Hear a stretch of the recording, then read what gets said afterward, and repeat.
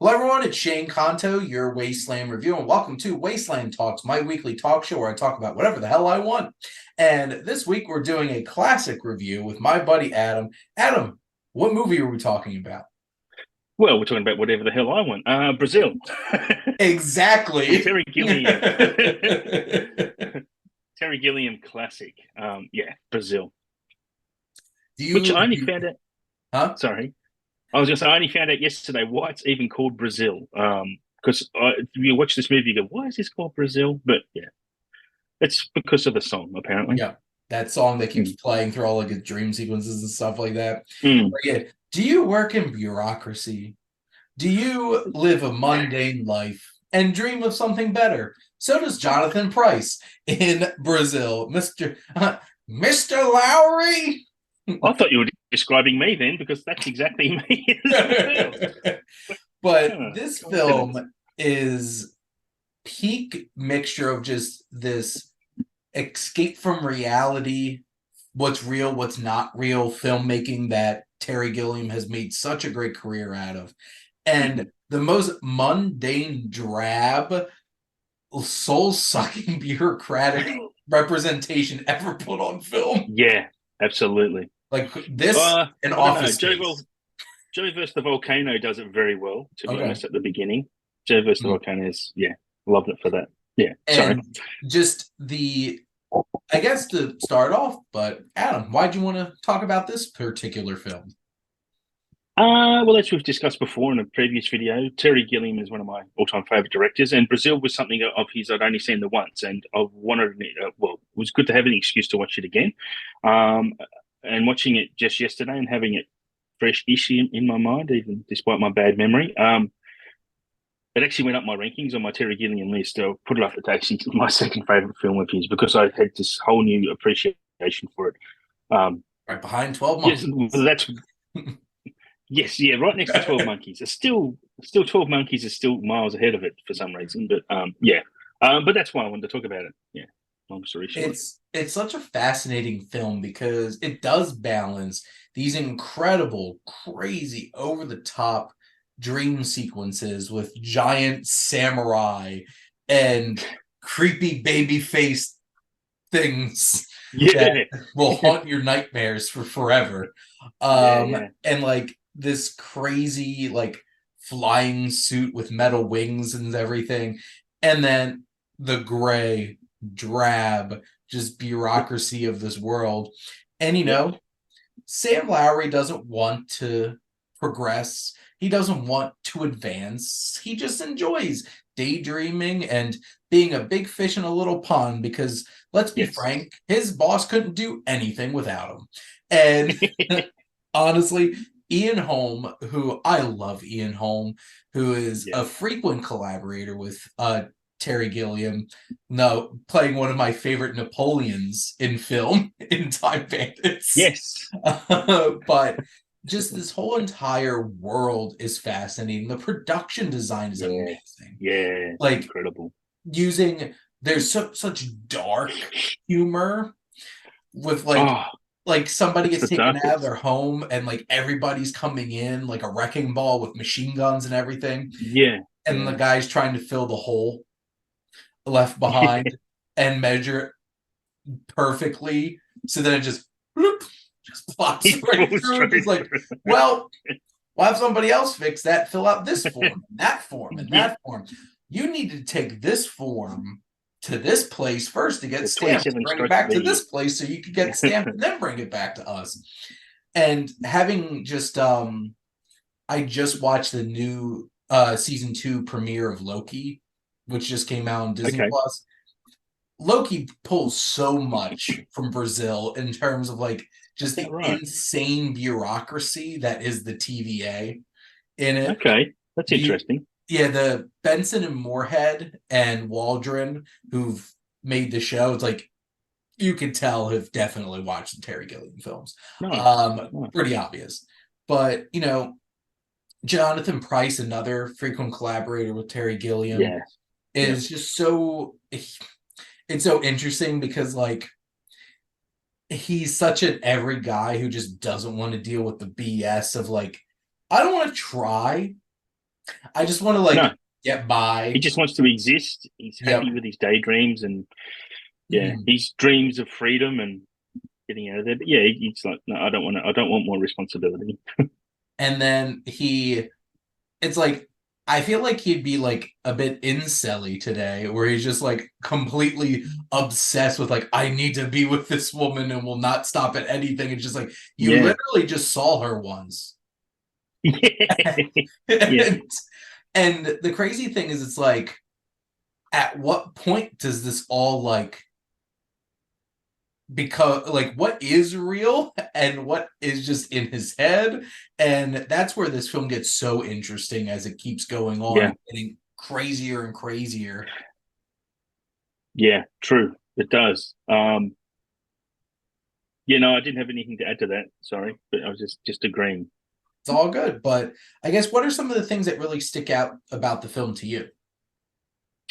Um, well, you kind of mentioned the dark humor. Like, I didn't think from my first watch, I didn't really pick up on how funny this actually is. And there's some Monty Pythonisms in there, but it's darker than that. Like, there's just you've really got to pay attention to get the jokes, like these visual gags and you know, there's Mhm. side gags and just subtle line readings or just throwaway lines that are just brilliant. And then they kind of pay off later on as well.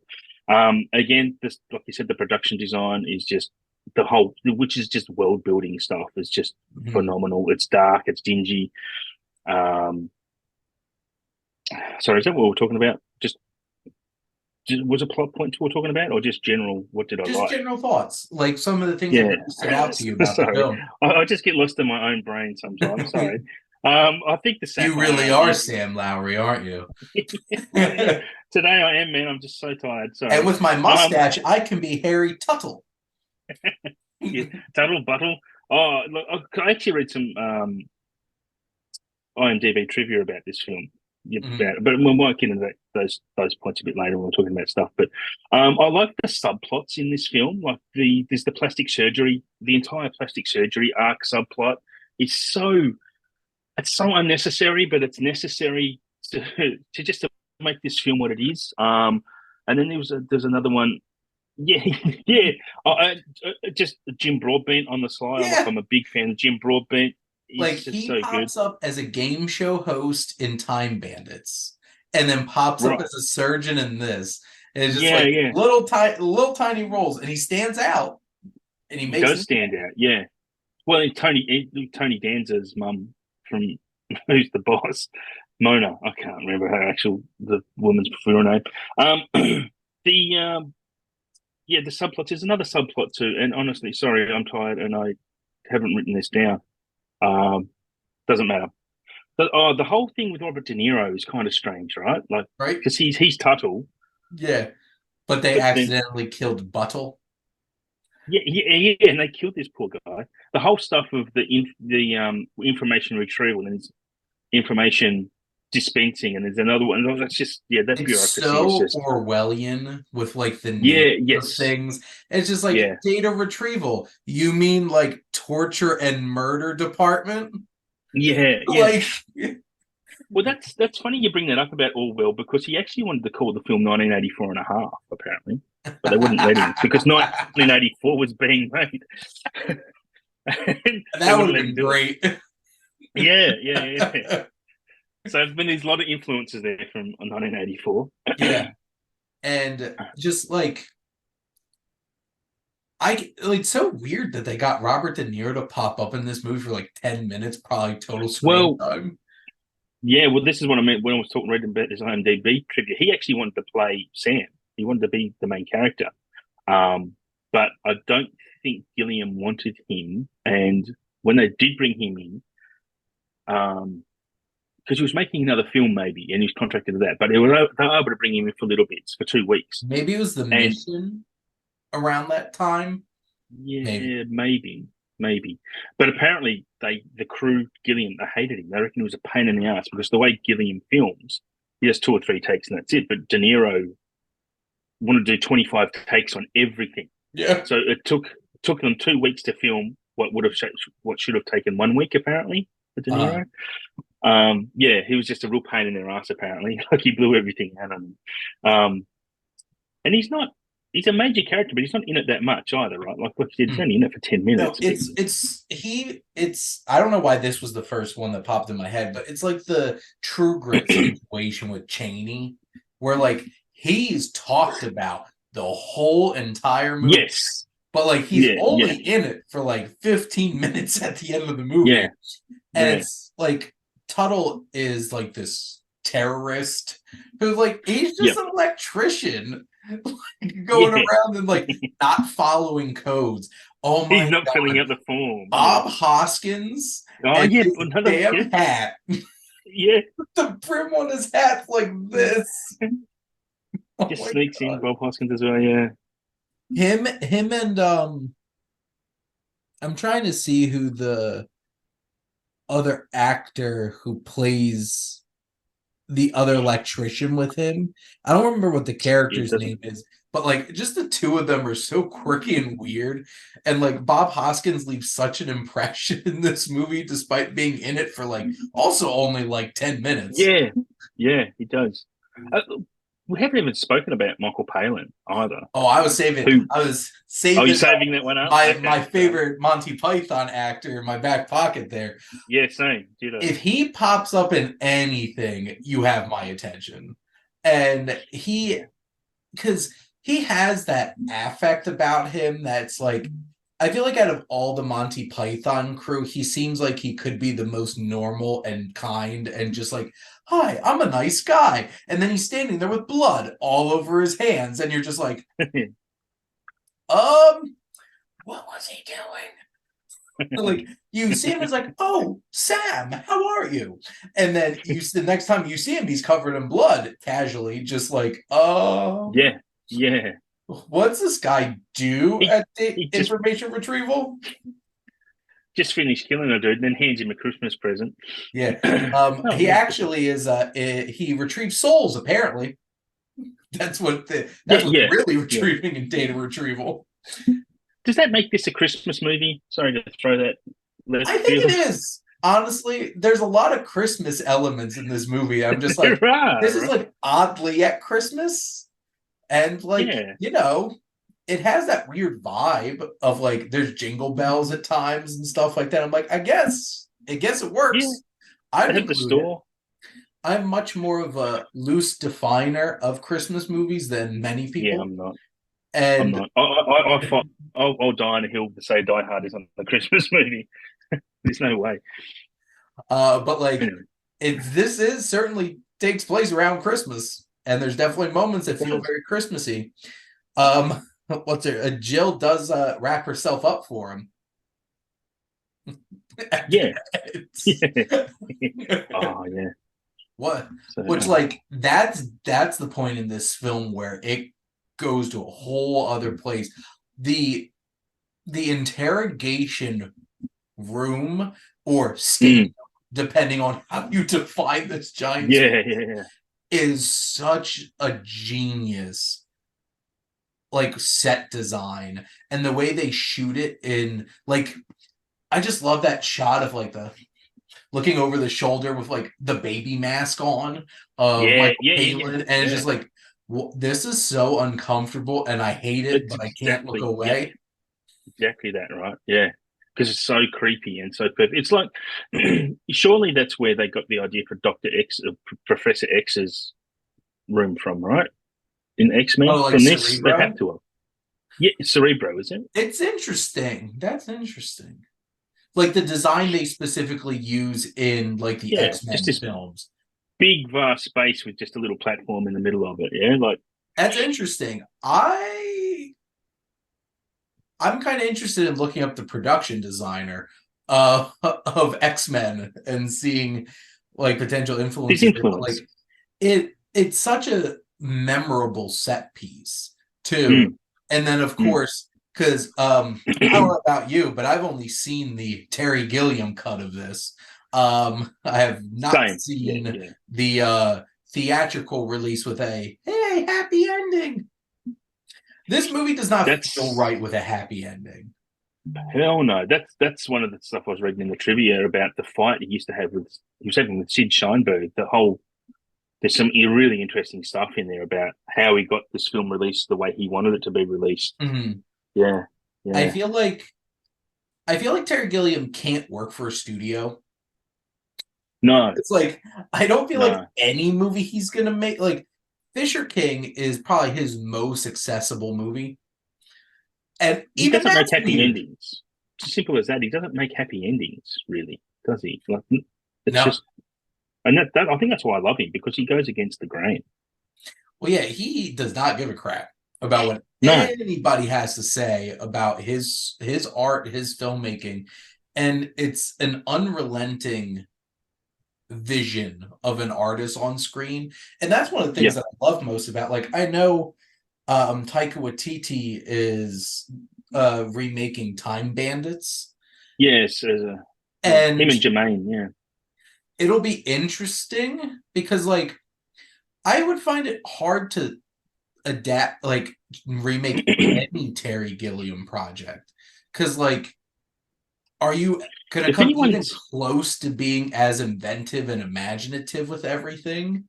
I think with he got, I think a lot of people seem to forget that the bigger brains behind Taika Waititi is Jermaine Clement. Like Taika wouldn't be where he was without Jermaine, and it kind of bugs me. I actually kind of dislike Taika Waititi a little bit for that because he really rides the coattails of Jermaine Clement, who's sitting behind him quite a bit. And so he's actually making, I think, from memory, he's making Time Bandits with him. Like they're both producing it. So if any success, I would trust Jermaine's take on Gilliam. Then Because Jermaine Clement's the I, one who made the show What We Do in the Shadows. Like, he's like the main. they did the movie together. Like Yeah. that's their movie, and then they both produced the show. And But I I think think Jermaine's the leading light. the, Yeah, like, the showrunner and the creator of it. yeah, yeah, And, yeah. like, I Taika's there like by name. I like both of them a lot. Um Yeah, and well, it'll be interesting to see what they do with it, but it's just one of those things where I guess the point that I'm trying to reinforce is, like, this is such a, like, a idiosyncratic kind of yeah, yeah. perspective to things. And you see it in Monty Python, because, like, Terry Gilly, the Terrys directed Holy Grail. Jones as well. Yeah, yeah, Yeah. yeah, yeah, And, like, you could feel, and, like, you have, like, Jabberwocky, which is basically yeah, like Holy Grail 1.5, yeah, just yeah, kind of yeah. building off of that, has the same exact feel to it. But, Yep. like, it's one of those kinds of things where I don't know if I want to see anybody else's interpretations of these, I, because I, I I agree with you, but if any two are going to do it, I don't mind those two doing it. fair. Like I think they've both got the quirky antipodean sense of humor. I think they would Mhm. get Gilliam more than most. Only other two duo I'd think who'd become close would be Lord and Miller, but I still don't think they'd be on the same level. Yeah, it's one of those things, like, Brazil takes so many great things from, like, 1984, and, like, Yeah, a lot of, like, the concepts, the themes, the ideas, and then Terry Gilliam just brings this otherworldly kind of imagination to everything. yeah, yeah, yeah. And this cast is fantastic. No matter how small the role is, like, Yes, people are they're stealing all in it. scenes Yeah. left and right. And, like, I just love Jonathan Pryce, who all the way up to Man Who Killed Don Quixote is still Yep. doing great work with Yep. Terry Gilliam. Yep. He was so good in that. I enjoyed him so much in that movie. I could have him pop up in anything. I would love to see Adam Driver continue to do weird ass movies like that. And Well, yeah, he does tend to like. I mean, even with Annette, that yeah, did a couple of years oh ago. my I mean, god, that's and a that's weird one of the ass movie. weirdest movies. Oh yeah, and I love it. I actually really liked it. Now I've only seen I it did once. too. So yeah, but I have the Blu-ray. It's something again I'll revisit one day. But yeah, you're talking about Adam Driver's choices that he makes. Like, yeah, I'd love to see him work with Gilliam. I don't know if Gilliam's making films anymore. Is he? I really don't know. Yeah, that's a good question. I haven't looked to actually see if he has. He literally has nothing in production, but Yeah. That's a shame. it's this is so it this film has Mm. so much to say about Yeah. the mundane grind of this machine that we're all part of in terms of work and just I am I'm a libertarian generally. I do not like a lot of government involvement in things, and bureaucracy pisses me the hell off.